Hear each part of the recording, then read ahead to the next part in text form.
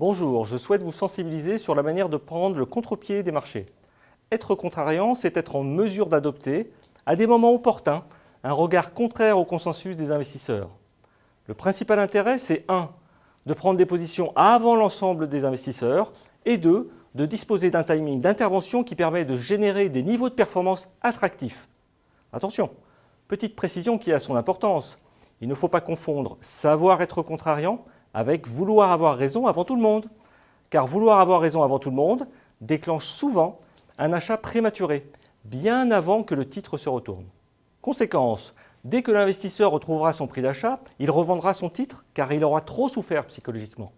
Il ne pourra donc plus profiter de la tendance future, alors même que son analyse initiale était la bonne. C'est frustrant, non?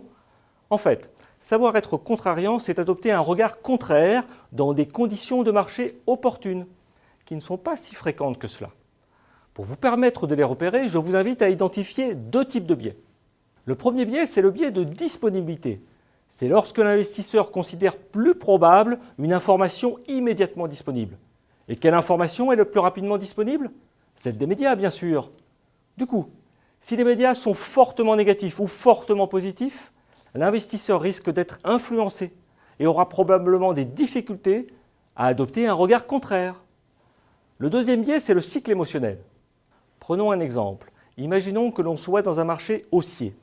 En top de marché, l'investisseur ressent souvent de la joie, voire de l'euphorie. A l'inverse, en creux de marché, l'investisseur ressent souvent des émotions négatives, comme la capitulation ou le découragement. Et c'est là que ça devient compliqué. Dans ces 2 phases de marché, les émotions sont très fortes. L'investisseur a tendance à craquer.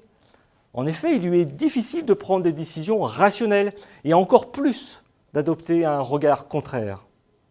En conclusion, savoir être contrariant revient donc à s'extraire de ces 2 comportements naturels. Une des façons d'y parvenir est de s'appuyer sur l'expérience d'un conseiller qui saura vous accompagner pour prendre le contre-pied du marché au moment opportun seulement. Voilà, merci de m'avoir suivi et à très vite.